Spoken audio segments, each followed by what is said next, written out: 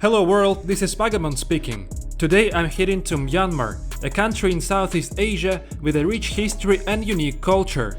Despite the fact that a civil war has been going on in Myanmar for many decades, the country remains incredibly authentic and partly accessible to travelers. In this episode, I will visit major cities of the state-controlled areas of the country: Yangon, Naypyidaw, the capital, and Mandalay, as well as see the famous UNESCO cultural sites in Bagan. I'm going to explore local life, try authentic Burmese food, take a ride on local transport, and chat with people of Myanmar.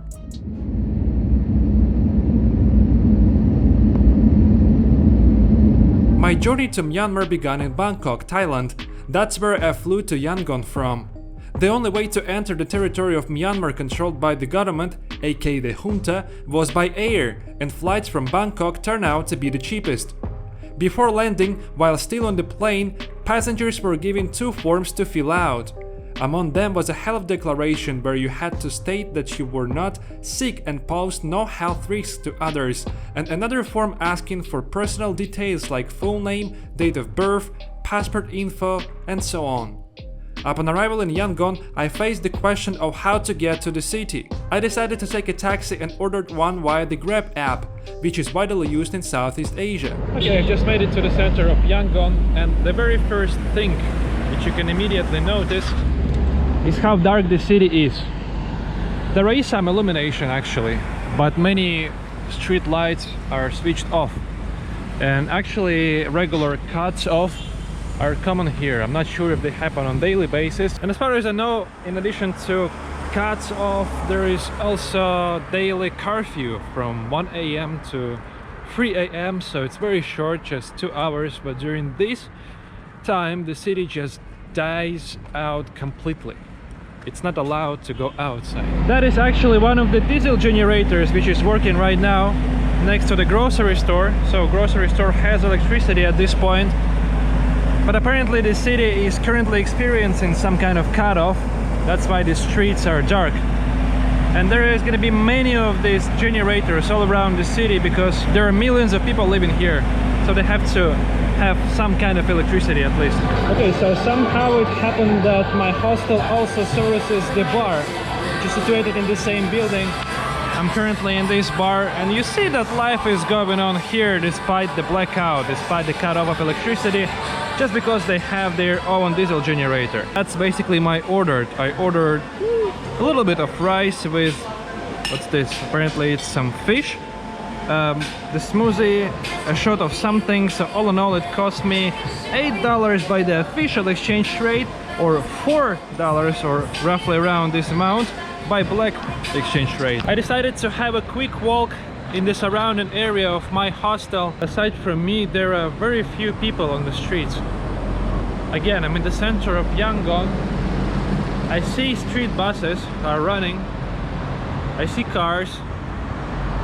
Very few people. I don't know, it's Southeast Asia. It's always been associated with some crowded places in my mind.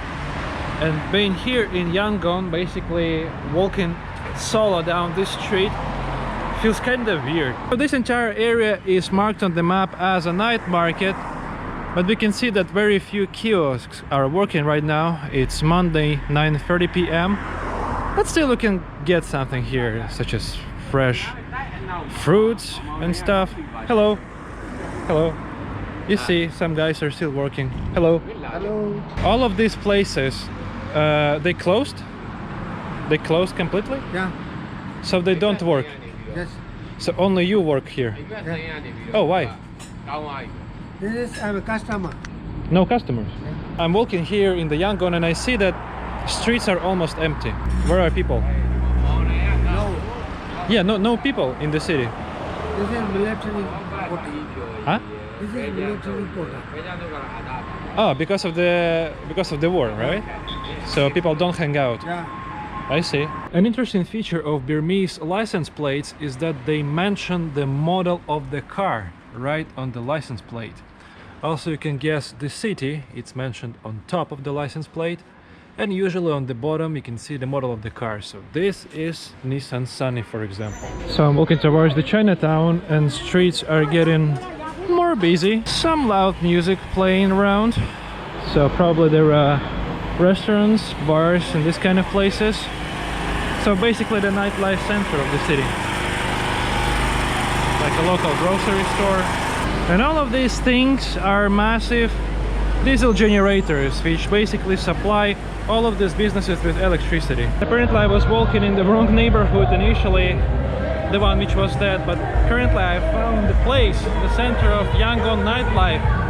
Apparently this is an actual night market with all of the nighttime activities going on. This is the central passage of this night market with street vendors on both sides. People mainly sell food and drinks here. Some snacks, fried sausages, chicken, whatever. I don't know who is singing this song, but it's clear that it's a part of the celebration of the upcoming Chinese New Year, which is also celebrated here in Yangon apparently.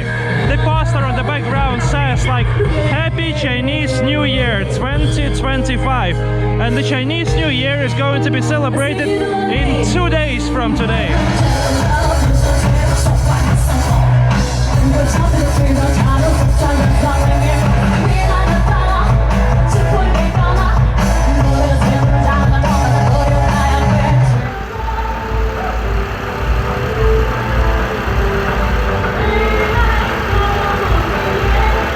Seems to me that people have already started celebrating Chinese New Year here, or they actively preparing for the celebration. But anyway, let's just walk more around this kind of the night market. This is the legit night market, which is even crowded on the contrast with other streets of the city. Here they're selling some books, magazines, basically some literature, again some food.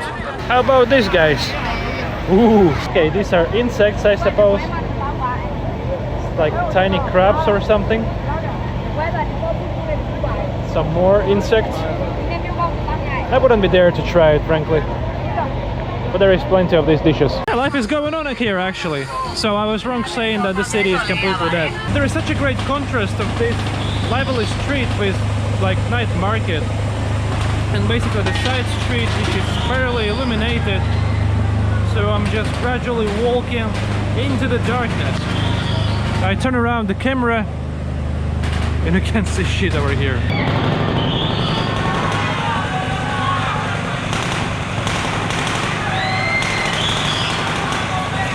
Well, despite the shutdown of electricity, you can definitely say that Chinatown is the center of nightlife here in Yangon. Local time is roughly like 10:30 p.m. on Monday. And it's crowded, it's full of people. So I randomly ended up on the bar street in Yangon. I just realized that most of the establishments here are actual bars. They're all busy. So at least this part of the city has its customers.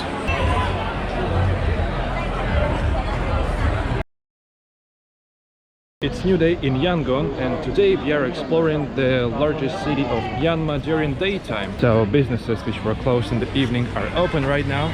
So there are even more markets for which Southeast Asia is famous. And one of the very first sites which I'm interested in is the Sule pagoda. Actually, this kind of golden pagodas are things for which Myanmar is famous. So the way you are crossing the streets in Myanmar doesn't seem to be significantly different from the way you cross streets in Hanoi, for example. So you just start walking and somehow cars stop to let you go. Hello. Yeah. Sure. What's the sauce take? Sorry? Yeah. Sauce. Take Sauce. Yeah. Oh, okay. No sauce. Yeah, no problem. Okay. Donation flower? Okay. How much is donation? 5,000 kyats. It's roughly $2 by the official exchange rate, or a little bit more than one by an official. Okay, so we are inside the pagoda. This is the offering, which are basically different flowers. And offerings are supposed to put to a certain shrine, depending on the day of the week. Currently it's Tuesday, so offerings are placed over here, in this shrine. If it was Monday or another day of the week, I would need to place them over there. Actually, I didn't fully understand how to make an offering properly, so I left my flowers in the place where other visitors of the pagoda had left theirs.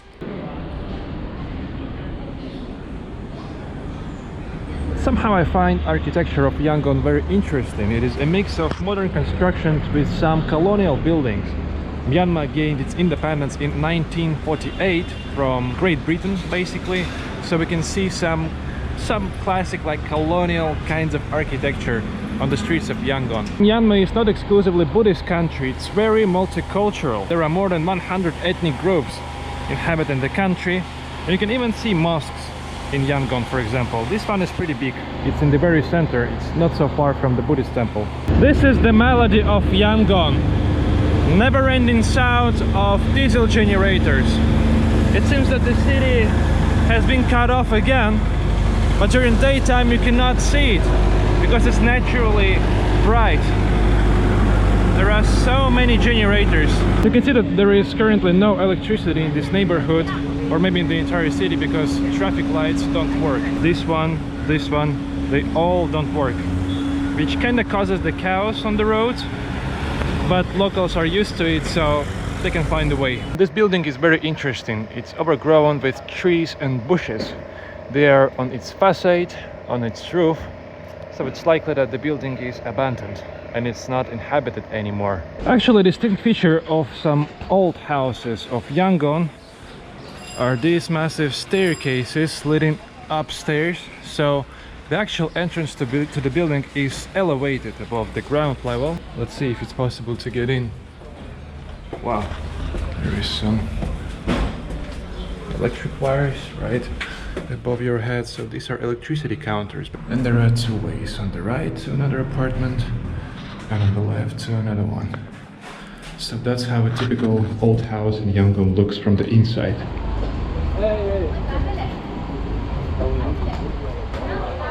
Do you guys remember I was walking around this place yesterday in the evening? It was basically the night market. Somehow I was thinking that it was only working during the night time, or rather say in the evening. Same street vendors selling same stuff during the daytime. But actually it seems that in the evening there are more of them doing this thing. And here we are on the same bar street like yesterday. This part of the city during daytime is definitely not as crowded as in the evening, obviously because many bars are open in the afternoon. There is the Circular Railway, which is actually a remarkable attraction of the city. So basically there are trains which are running around Yangon, and even though foreigners are generally not allowed to take long distance trains, there is no problem with taking these commuter trains. Some people live next to railway tracks, so they're basically drying their clothes on the railway tracks, or rather say next to them. I just made it to another railway platform. The walk took around 10 minutes. They're very close to each other. This one is more like legit, so they have bench here. The platform is larger, and also they seem to have ticket office here, so I'll try to get the ticket to the nearest train. Hello, can I get a ticket for the train?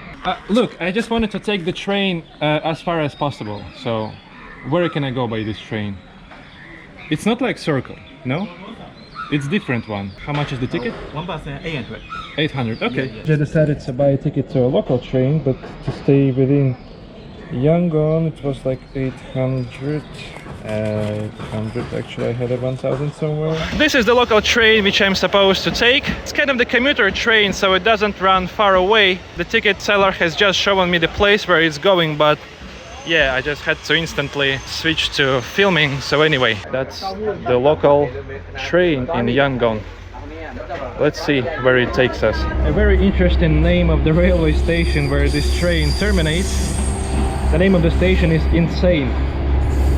So it's kind of the insane train ride, isn't it?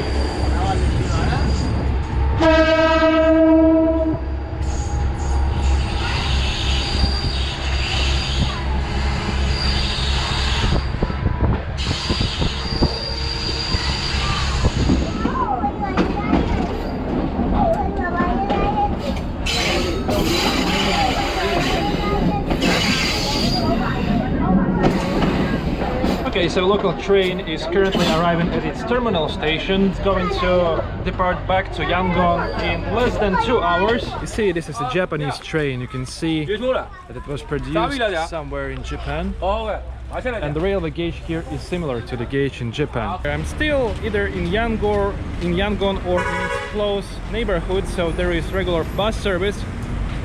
And I'm thinking about taking a bus, basically back towards city center. I had no idea which bus is gonna be suitable for me, but I addressed 2 transport inspectors who are staying basically next to me. I'm not sure if it's appropriate to film them, so that's why I'm not doing it. So basically they already know which bus is going to match my route, so I'm just waiting for certain bus here on the street. Kind of the bus stop over here. Okay, so I've just taken the bus which is going back towards the center of Yangon, but the bus ride cost like 400 or 350 kyat, which is very cheap. I actually have the entire map of bus routes here in Yangon, but it's all in Burmese language. And they also have their distinct figures, so you cannot just guess which number goes where.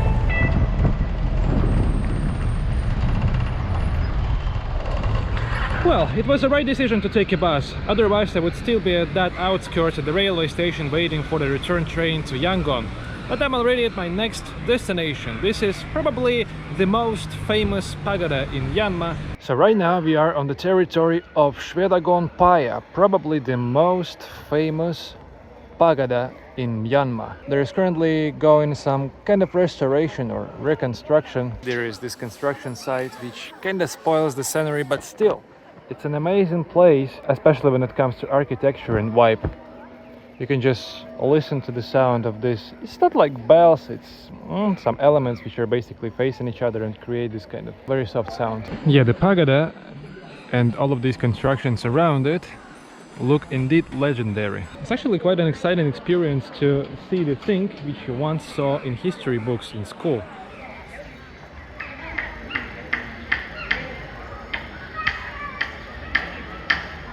After visiting the Shwedagon Pagoda in Yangon, I headed to the city's main railway station to find out whether foreigners are allowed to travel on long-distance passenger trains in Myanmar. Once at the station, my suspicions were confirmed. Such journeys are indeed not available to foreigners. The only exception is the local circular train that runs around Yangon. I checked its schedule and decided to take a ride on it the next day.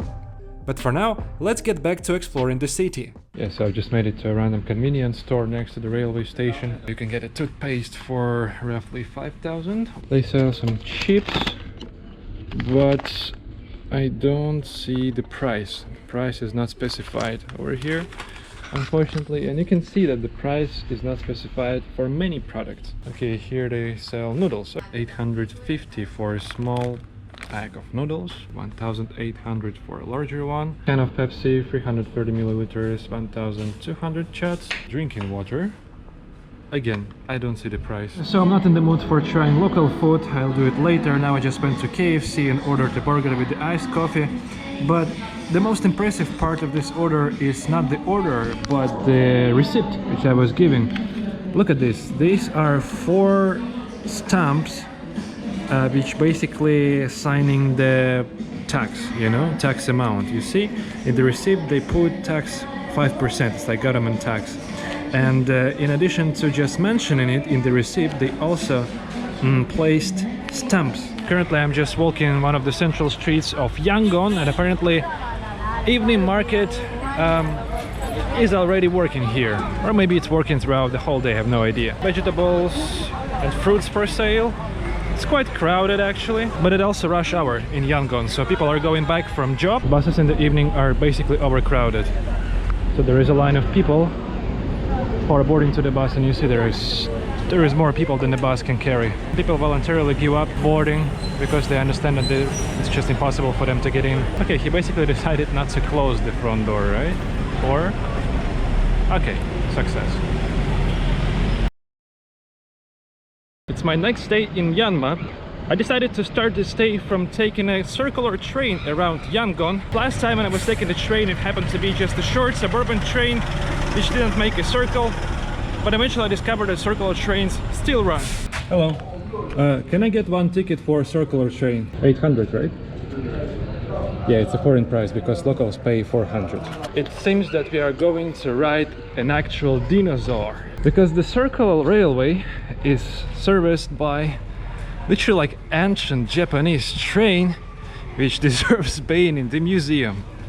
It's Kiha. I saw exactly the same train in the railway museum in Sakhalin, And there we go, we're still operational here. They're gonna transport some bamboo here, so it's kind of the cargo slash passenger train at this point. That's the interior of this legendary Japanese train.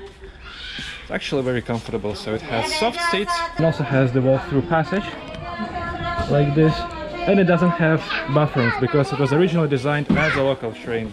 Oops. Yeah, to prove the fact that it's the Japanese train, you can see that. So before the departure, there are some kind of the street vendors selling things. It's kind of the intermediate cap of this train. All of the original signs are in Japanese language. We are leaving Yangon railway station, and we are going to travel clockwise around the city. So let's see, how much time will it take?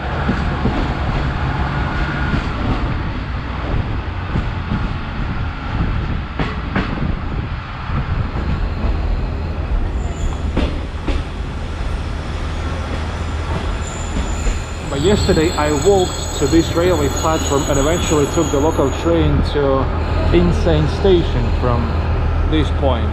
But now I expect to travel further because this is the circular train. So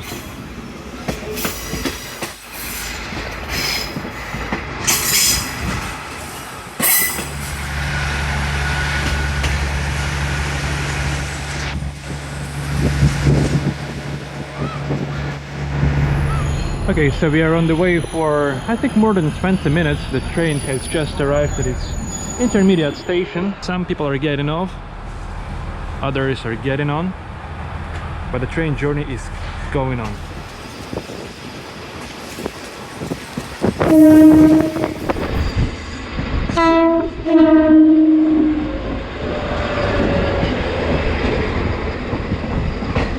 And there is currently quite a lot of passengers, and of course most of them are locals. You see someone is selling food literally on the train. Oh, it's some local food. So right now our train has arrived at the exact same station where I managed to get yesterday. But yesterday I was taking the short train, which was only running to this station. Now we are supposed to go further to basically create the circle around Yangon. You see some more passengers are getting on board, which means that the train is going to run further.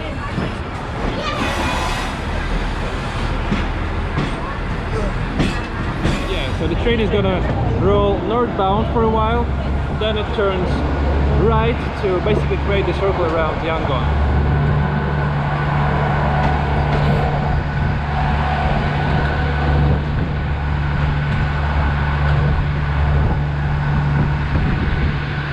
We are not so far from Yangon airport, and apparently it's the busiest station of this train. So people are literally throwing their belongings through the window to the train, and yeah, they're boarding the train. Wow. Wow, I didn't expect it. So the train was almost empty, and suddenly dozens, if not hundreds of passengers got on the train. So now it's full. I even decided to just stand up instead of sitting. People have a lot of things with them. These are like grass or vegetables or something. So they're probably about to sell it later in the market or somewhere.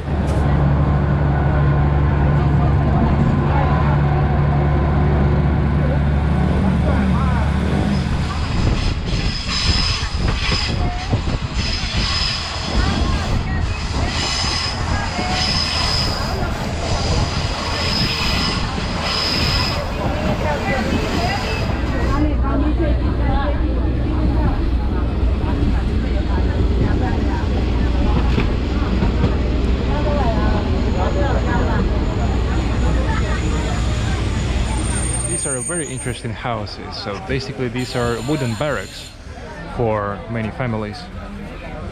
Look a lot like in ones in Soviet Union.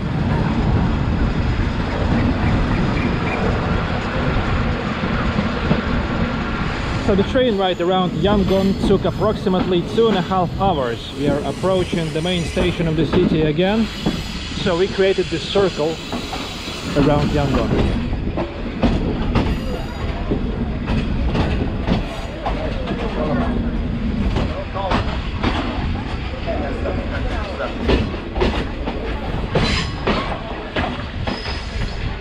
Okay, so we've just returned to Yangon, and there are other passengers who are just waiting for other people to get off. So they're boarding on, and apparently this train will carry on cruising around Yangon today. So I think there are more than 2 trains a day. It's just not clear what's their schedule.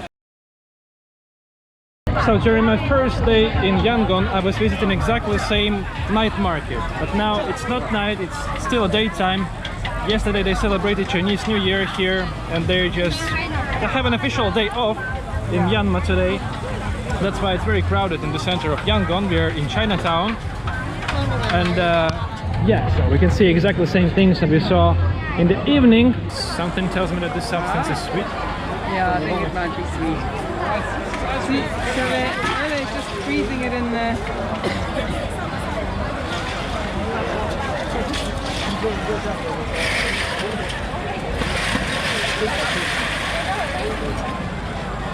There is the river which washes southern banks of Yangon, and they're building a new bridge over that river with the entire system of overpasses.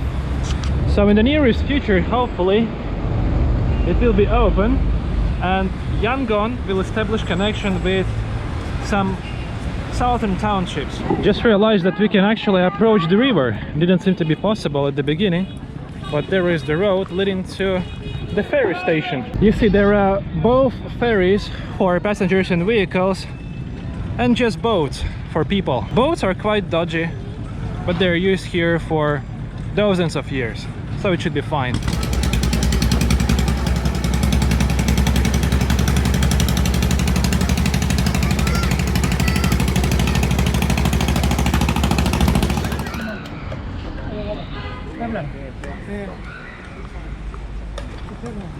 Major grocery stores and convenience stores in Yangon actually have electricity, so they are supplied by diesel generators during blackouts. But some of the smaller stores don't have generators. To get inside, I have to use the flashlight because it's completely dark.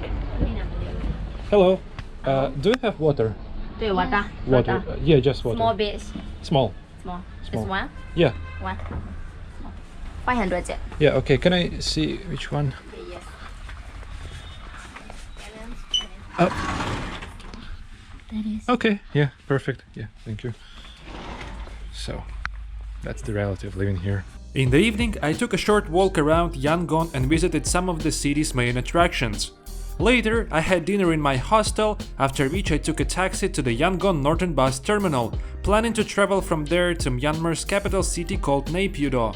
Foreigners are not allowed to travel by long-distance passenger trains in Myanmar, but they're allowed to use intercity buses, though not all of them. I managed to buy a ticket for a bus that foreigners are permitted to take, and I set off for Naypyidaw. Okay, I successfully made it to the bus station in Yangon. It's actually located quite far away from the city center, but who cares? I just ordered Grab to get here. Funnily enough, spent almost 2 times more than it was the actual cost of the bus ticket. Like 35,000 kyat to get to here against 22,000 for the bus ticket.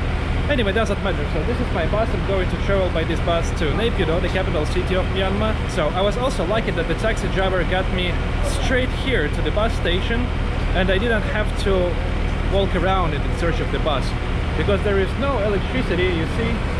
Well, in many places there is no electricity. Those agencies which have diesel generators, they are illuminated, good for them. But anyway, I would definitely get lost here. So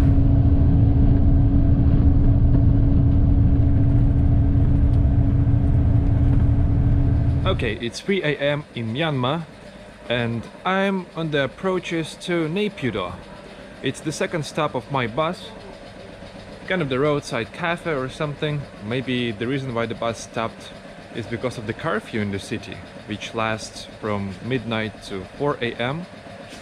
Maybe it's not allowed to get inside the city for vehicles as well, I have no idea. But it doesn't really matter to me, because the later we arrive, the better it is to me. Because anyway, what can I do there in 4 AM, right? Just killing time exploring this kind of the place.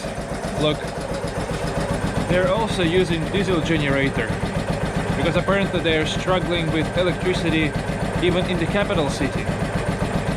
That's how they supply this entire area, or rather say this particular roadside cafe.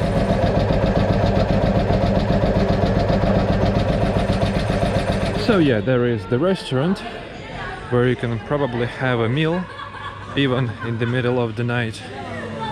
Not so many people, and they're all passengers of these buses which cruise between Yangon, Naypyidaw and Mandalay. There is actually kind of the grocery store, but it seems to be closed right now. Of course, it's 3 a.m. Yeah, people are just sitting near the bonfire.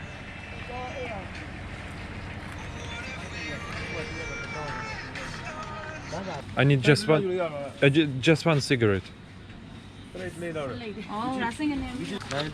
Yep, just one. Uh-huh. How much? 500? Yes. Okay. 500. So my assumption was correct. The reason why my bus stopped here on the approach to Naypyidaw is basically the curfew. I just asked the bus attendant. So we're gonna wait for half an hour, I think, till the time reach 4 a.m. or something, and by this time I will eventually arrive to Naypyidaw.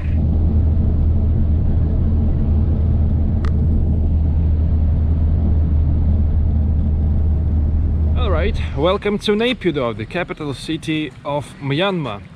I got here by bus from Yangon. When we were approaching Naypyidaw, the bus stopped at the roadside cafe to wait for the end of the curfew, because before the end of the curfew probably buses were not allowed to get into the city. It eventually started moving at around 5 a.m. There was the checkpoint on the entrance to Naypyidaw where I was asked to fill the so-called arrival card, where I basically filled my information from my passport. So basically now I need to find some means of transportation, because the city is so sprawling. There are massive distances between places, and even though I'm not planning to visit a lot of them, still I'll probably need to arrange either a motorbike or a tuk-tuk. Okay, it was easy to find a tuk-tuk. For some reasons they are banned in Yangon, so there are no tuk-tuks, no motorbikes, but here you can drive motorbikes, drive tuk-tuks, which is very convenient. So if you take a tuk-tuk, obviously it's cheaper than taking a regular car. Currently I'm going to probably to the most known thing, the most known place in Naypyidaw, to one of its pagodas. It's not like a special pagoda because there are many of them in Myanmar, but there is at least something to see in this capital city, because you know, it's a new city. It was initially built just to relocate the capital city, because in the past Yangon was the capital of Myanmar, but geographical location of Yangon didn't seem to be reasonable for the rulers of Myanmar back in time, so they decided to relocate the capital further inland to prevent potential attack on the capital from the sea, you know, and that's how Naypyidaw appeared. So it's actually a new city.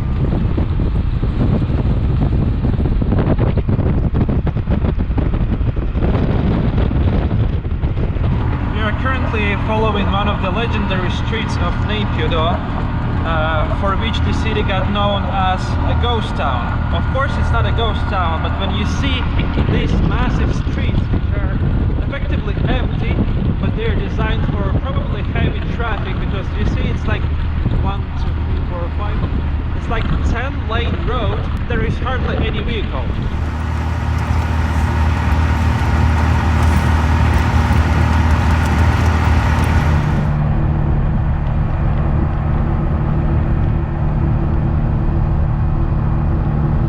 Like everywhere in Myanmar, if you want to see pagodas, you should take your shoes off and go barefoot. Not gonna lie, this pagoda in Naypyidaw looks fascinating, but compared to Shwedagon pagoda in Yangon, which we saw a couple of days ago, over here there's almost no side constructions. I mean, like these shrines or like side temples, whatever you call it. There is just like a massive square around the pagoda, and that's it.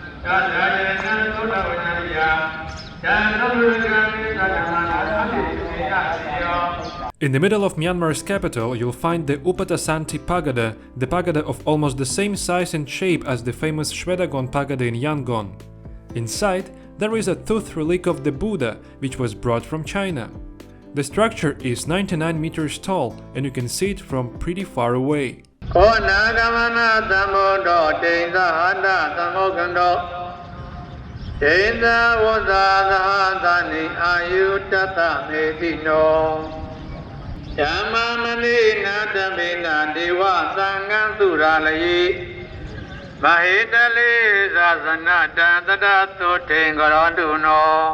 They're selling a lot of souvenirs around Pagoda, but here it's clear that all of these stores are for Burmese customers, because there is even not a single public sign in English language. Everything is in Burmese. So that was the main thing which I wanted to see in Naypyidaw. I took a tuk-tuk following this road, massive road with roughly around like 10 lanes, and now I just need to get back to the bus station and basically take the nearest bus to Mandalay. I decided to go for a walk down this massive street of Naypyidaw.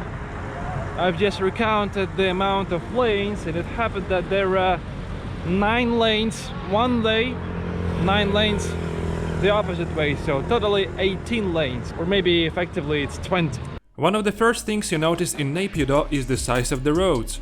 They are massive, sometimes 10 lanes wide, but almost completely empty. The city was built from scratch in the early 2000s with the idea of future growth and smooth traffic flow. Some say that the roads were also designed with security in mind, wide enough for military transport or even planes in an emergency. Today, wide roads feel more symbolic than practical. Driving through them can be a strange experience, like you're in a city built for millions but shared with only a few.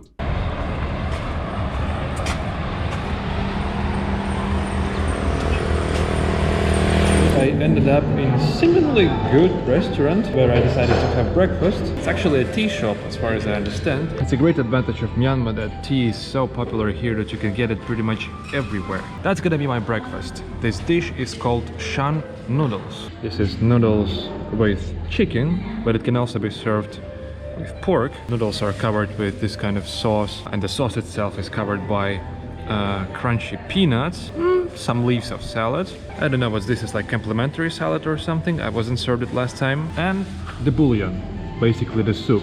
First of all, noodles are quite thin, which I personally like. I prefer thin noodles to thick ones. Moderately spicy, but you can eat it. So if you're intolerant to like really spicy food, don't worry. This one is totally fine. The sauce, which I mentioned, this brown one, I don't know what this kind of sauce it is, but it's kind of salty, not exactly spicy, it's like salty. And this peanut cover makes it even more delightful, I would say. And chicken is very good here. No bones, the chicken as it must be. Walking around Naypyidaw doesn't sound as an exciting experience, frankly speaking. The distances are so long. What to see? Not so much. On the left there are either military bases or just some restricted areas associated with the government probably. And that's it. There is even no residential area. I mean, there is some residential area, but it's situated in other places, and I've been walking for more than 2 hours and still I haven't reached that residential area. I've already missed the bus to Mandalay, scheduled for 10:30 a.m. The next bus is leaving in 2 hours. I'm gonna show you a bit of residential area of Naypyidaw. Finally I reached it after almost 3 hours of walking. On the left is the school, and these are tiny businesses, stores, cafes, street food, you can say. This is the license plate. An interesting feature of Myanmar is that they also place license plates on side of cars. Someone is just drying their clothes on the street. Based. Oh, it's actually quite a rich house, I must admit. But it's also surrounded by the barbed wire. Someone is having fun. No, it's actually asphalt. So apparently they're going to fix the road at some point, so they're basically melting asphalt. 2 levels of barbed wire. Wow. Heavily secured place. But actually the neighborhoods in this residential area are quite nice. They're clean, well maintained, I would say. Have enough infrastructure for decent living. I wasn't able to buy a ticket online for the bus, So at least I can see their availability, so they're available, but I still have to get to the actual office, physical office, to get them. But you see, the problem is that like it's Burmese language, so they don't translate anything to English. And speaking about figures as well, they're also distinct, so you can't even read the price or something.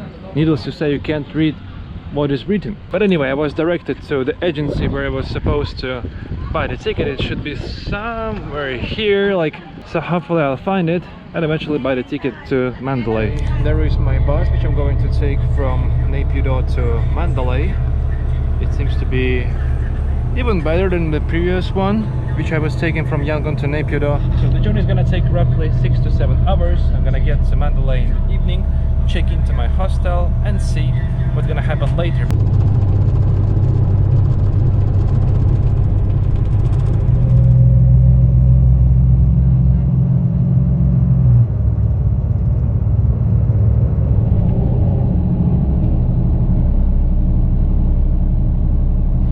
Okay guys, I'm in Mandalay.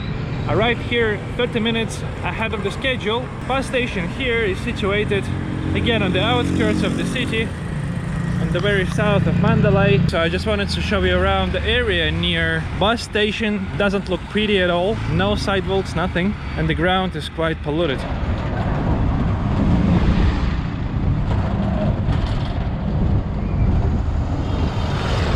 Also have a lot of diesel generators here in Mandalay, like in Yangon, but at least now they do have electricity supply, so all of these lights are on. Some illumination is working, at least here on one of the main streets of the city. Apparently not all the businesses are supplied with electricity, and also I just asked a local guy what's the situation with electricity supply. So if we understood each other correctly, he said that blackouts here are frequent. They had solar panels on their building, so it's okay for them, but normally it's like 4 hours a day there is no electricity. But now we have to turn right from this main street to some side street, and as you can see, it's quite dark over here. But an actual difference between Mandalay and Yangon is that here is significantly more block posts or checkpoints, like police/military checkpoints, because the war zone is situated 20 or 25 kilometers away from the city. But it may actually be closer because I don't have up-to-date information. I was basically approaching my hostel, and this lovely person just stopped at his tuk-tuk. He is the tuk-tuk driver. Yeah. What is your name? I'm tuk-tuk driver. My name is Hashim. Hashim. Hashim. My name is Hashim. Oh, yeah. Nice to meet you. You're from Mandalay. Yeah, I'm from Mandalay. So I live in Mandalay. How can you describe life in Mandalay today, like in 2025? Would you say that, like now, it's safe in Mandalay? I'm safe, very safe. Yeah. Even in the evening? Yeah. Like now, Yeah, even this time? yeah, we were everywhere. Very safe for everywhere. And do you see many tourists here in Mandalay or not? No, not only you. I Really? saw only you. Really, of course. No tourists. We didn't see tourists for about 7 years. 7 years, since the beginning of the pandemic, Yeah. as you said. After COVID-19, we cannot see.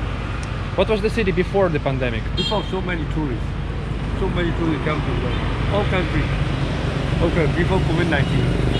Many tourists. We go tourists every day. We go with taxi. So I've just checked into my hostel. It happened to have a rooftop bar, so I'm currently here. They're playing karaoke today. So we can see a little bit of Mandalay from here, from this level. It's mostly dark, but still. And there is the party, which is going on the rooftop of my hostel. It's basically the party of expats. So all of these people are living here. They're foreigners, they're living here, they're working here. And yeah, occasionally they gather together and organize some events. Like today, they're singing karaoke and just drinking beer, chatting, you know.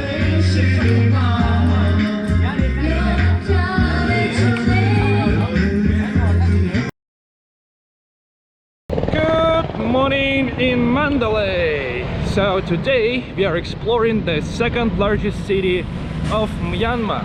You remember yesterday I was interviewing the tuk-tuk driver who randomly stopped for me, and we agreed to have a tuk-tuk tour today. So he's going to drive me around Mandalay for a good 3 hours. Before we start our tuk-tuk trip, I want to exchange some money. For this, currently I'm going to the exchange office, which is known among many tourists and expats living here, where you can basically get a good exchange rate. It's morning hours in Mandalay and streets of the city are quite busy, so people are going to work, maybe for other business, and that's the exact tuk-tuk I'm going to take. In Myanmar they have the weirdest speed limit I've ever seen in cities, 48 kilometers per hour. How are you supposed to keep 48 kilometers? Huh?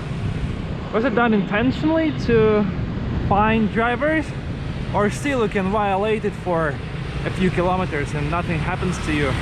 That's a good question.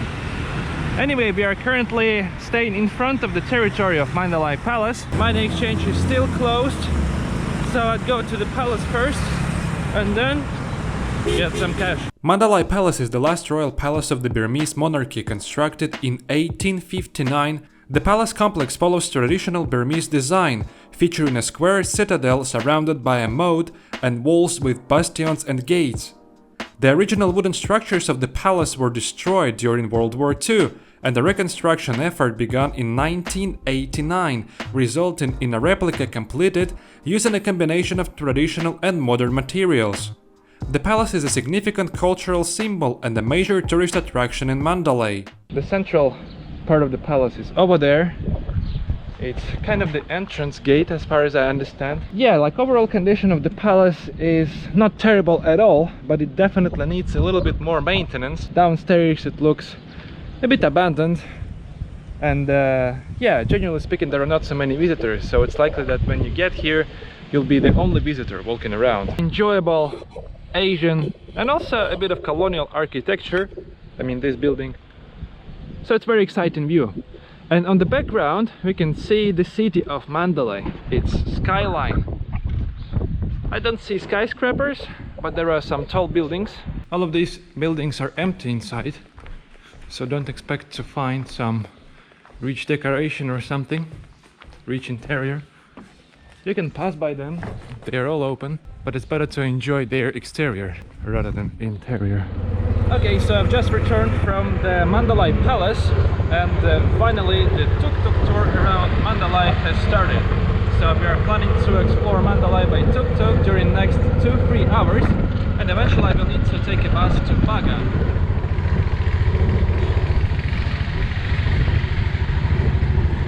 So the very first thing which I wanted to see in Mandalay happened to be the pagoda. There are plenty of pagodas in the city and in the surrounding area, so I just chose one randomly. Somehow I like all of these pagodas. The area around them is so chill. And when we were approaching Mandalay yesterday, while I was taking the bus, we passed so many pagodas. So there are dozens of them around the city, and you can even dedicate a day or two if you want to hike around them or maybe cycle. I don't have that much time, so I'm just visiting a few of them. In every pagoda you should take off your shoes and walk barefoot. It's also better to take off your socks if you have ones.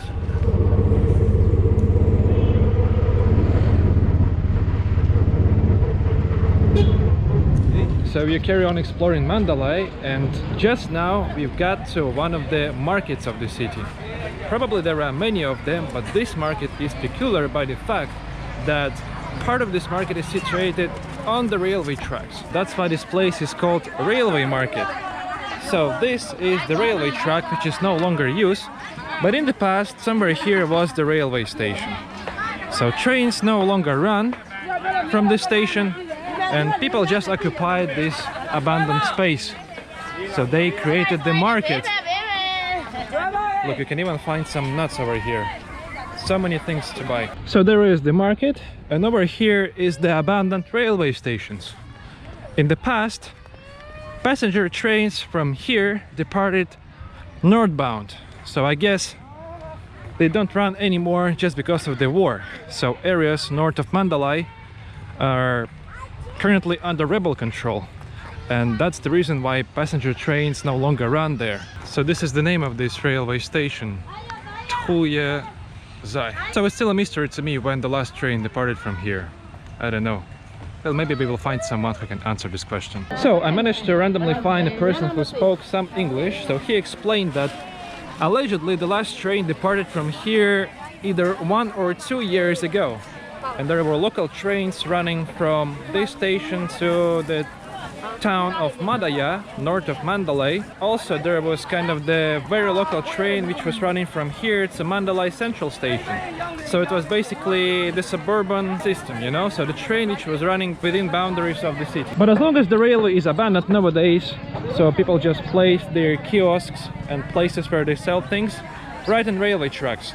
Funnily enough, judging by the condition of this railway, I wouldn't say that it was abandoned just a couple of years ago. Seems that it's been abandoned at least for 5 or 10 years. My tuk-tuk driver decided to share this kind of thing with me. Can you say it again, please? What's this? The pagoda. Yeah, that's how it looks originally, and this is how it looks when you peel it. So I just tried it, and you know, it has like sweet, a little bit sweet taste. Yeah. So it reminds me of like fresh beans, but it's more juicy at this point. Very delicious actually. And you can find it in these local markets easily.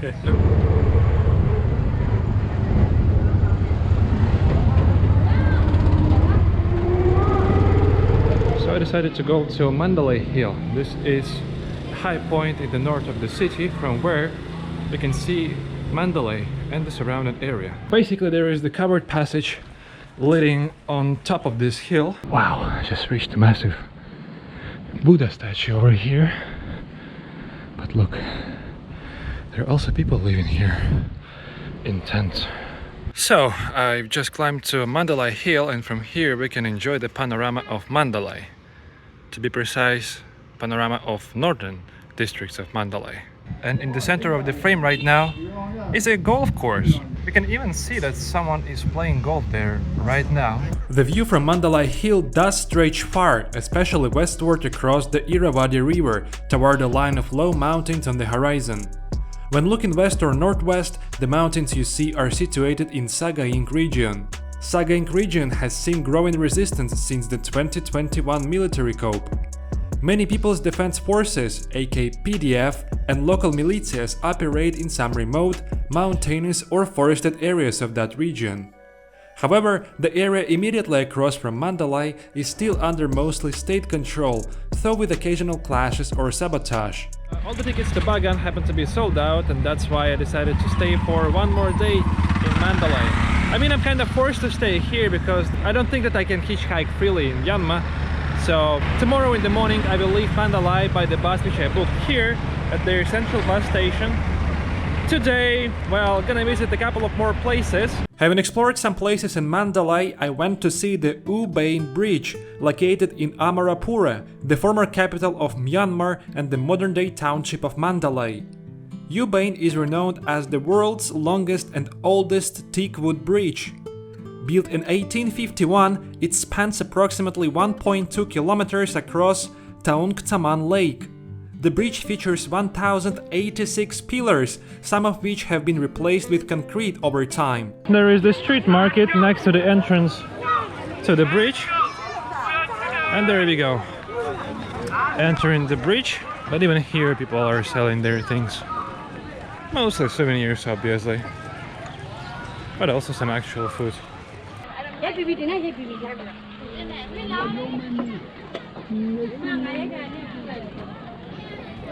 It's also possible to take a boat for the lake for just 25,000 local money. So we can see the bridge from the water, and it's actually a good perspective to see the bridge during the sunset. What's actually disappointing in this place is the amount of trash. Hell knows what's going on under the water. Close to the promenade, it's just completely dirty.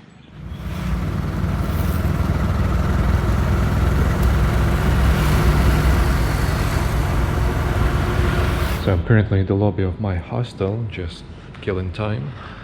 Local time is actually 10:11 p.m. So it's already curfew in Mandalay, and see what happens when there is curfew. You just cannot order a taxi, it's just unavailable. Make sure that you are at your place by 10 p.m. There is no way to get around the city at night. Just 2 minutes after I filmed the previous footage, there is an accident. Blackout, so electricity just disappeared. I'm still in the lobby of the hostel, but they're probably gonna start the diesel generator or something. Yeah. You hear it? This is the sound of diesel generator. So soon electricity is going to appear again. Let's wait. There we go. With my time in Mandalay coming to an end, the following morning I continued my trip towards Bagan, a historic area in central Myanmar known for its thousands of ancient temples and pagodas spread across a vast plain. I just took a tuk-tuk to Mandalay bus station where I got on the bus heading to Bagan.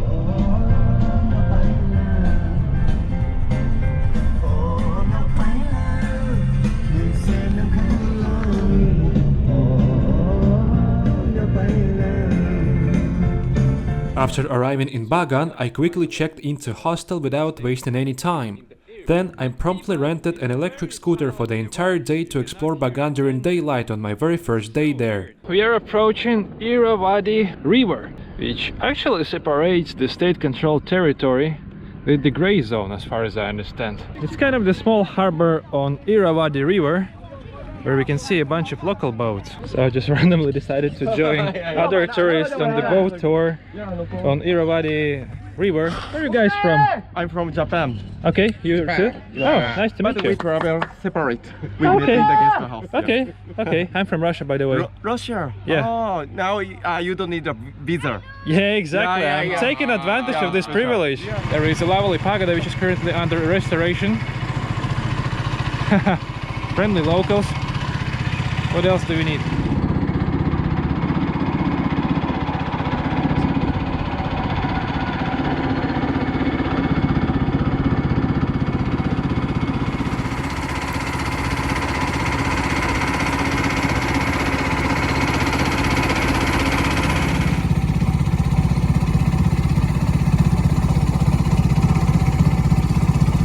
So we just took a small boat ride at Irrawaddy River, and now I continue exploring New Bagan, and soon I'll start moving towards the old part of this settlement.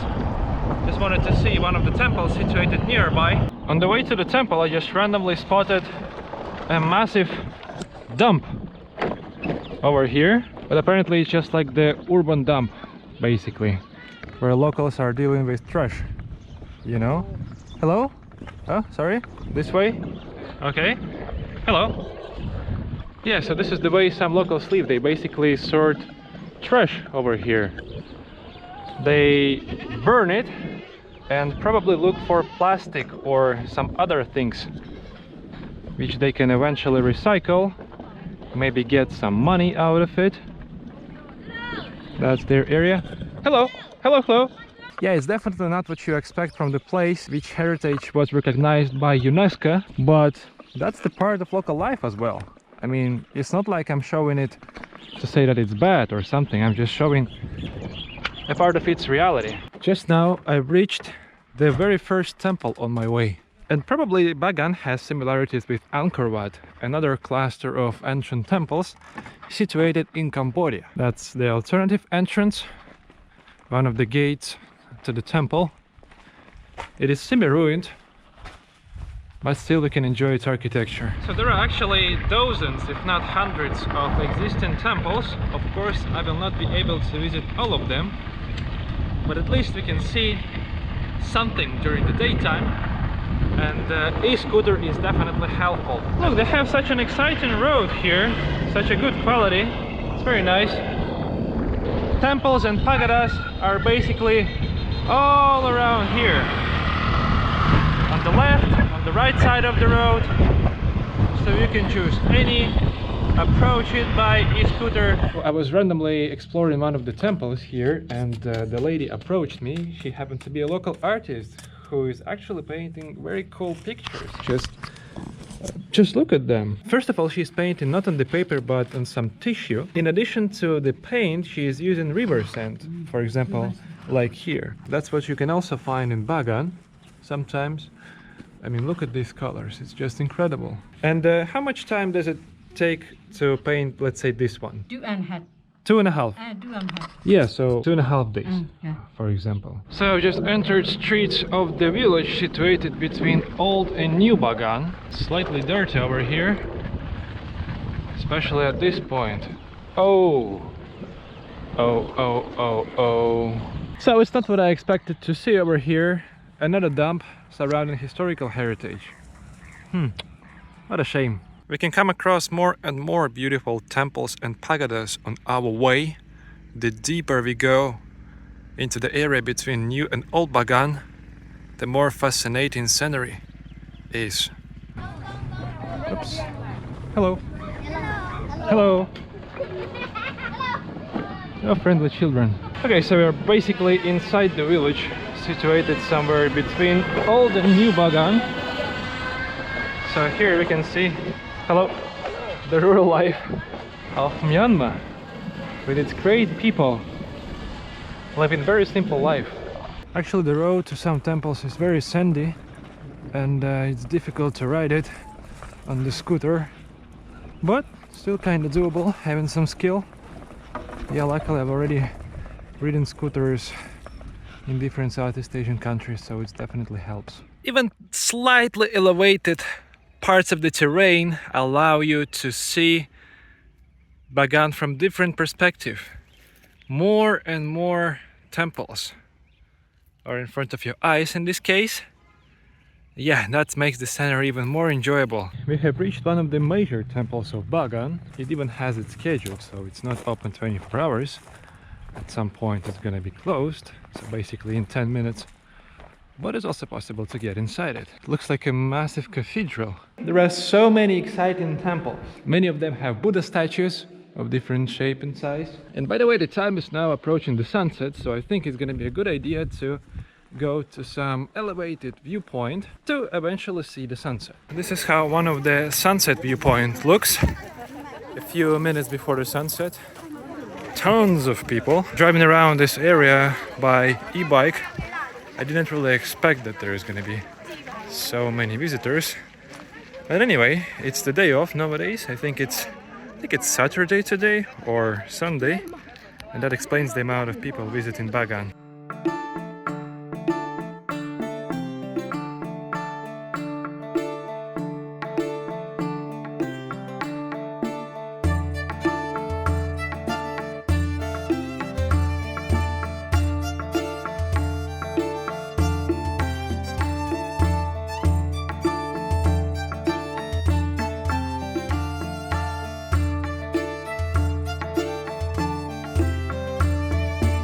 After visiting several temples in Bagan in the evening, I headed back to the hostel. By that time it had already gotten completely dark, and it turned out that there was a blackout in Bagan. The street lights were not working, and the road back to the hostel was in total darkness. I rode slowly at around 15 to 20 kilometers per hour, using the faintly moonlit road markings as my only guide. Since there was no electricity and nothing to do in Bagan in the evening, I just went to sleep. Early in the morning, another traveler from the hostel and I set off to watch the sunrise from one of the viewpoints in Bagan. We reached the viewpoint, which is basically the tower, which was constructed here in Bagan to observe the surrounding area. We are currently at its highest floor at the actual viewpoint, and we are waiting for the sunrise. There is no exciting sunrise today because of the haze, but still, there are 3 air balloons which are going to be launched.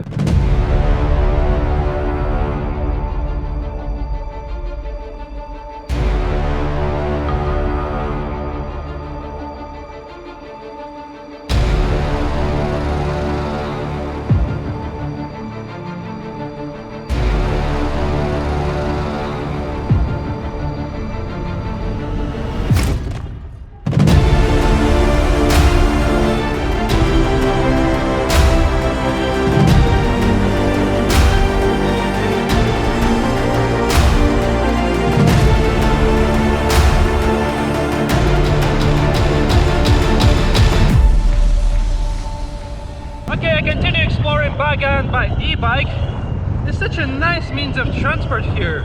Plus, it's eco-friendly.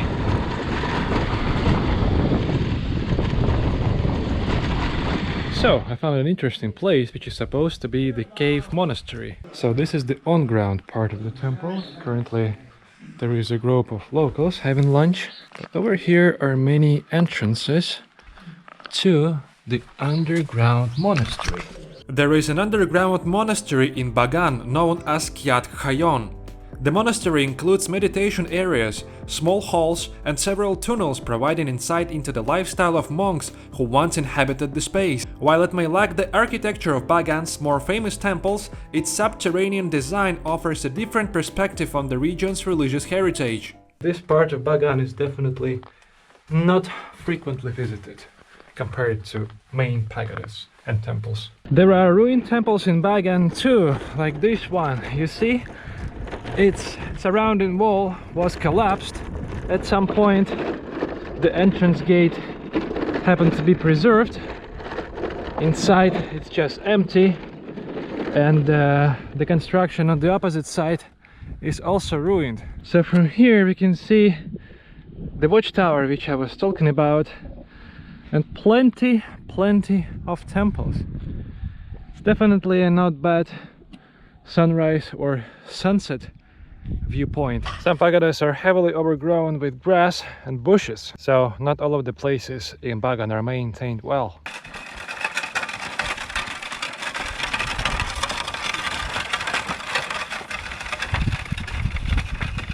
Yeah, sometimes it's not clear where you should go. The road either disappears or becomes more narrow. You should be very careful with the plants here because many of them are pretty sharp, and frequently I just pass by them, like basically hitting leaves and branches, which is not the correct way to pass them. You see? Jesus. It's so funny, I see a lot of cows and goats today. Look at these cuties. These are little goats, I guess. So I finally made it to Old Bagan to see the panorama of Irrawaddy River. You see so many boats parked over here. So it was possible to take a boat from Mandalay to Bagan, following the course of Irrawaddy River, but the boat was cancelled, probably because the situation around the river didn't seem to be chill. Mountains there, which are barely seen because of the haze, are already in the grey area, I would say, grey zone. I mean, no one can say if it's accessible or not. Somehow I can stop being fascinated by these pagodas and temples, even though many of them look exactly the same. There are so many of them, it's admittedly very easy to get used to them very quickly, but still, just thinking about, I'm in Myanmar right now, enjoying this UNESCO historical site, it's just incredible. I mean, not so many people actually have this opportunity. So that was Myanmar, a place full of contrasts, quiet beauty, and a rhythm that's hard to explain until you're actually there. Traveling here wasn't always easy, and not everything made it into the video. But hopefully this gave you a glimpse into a country that's rarely shown. If you made it this far, thanks for sticking with me through the journey. If you liked it, drop a comment and don't forget to subscribe to my channel. If you want to see more behind the scenes and unique travel stories I don't share anywhere else, check out my Patreon. It helps me keep going and exploring places off the beaten path. See you in the next episode.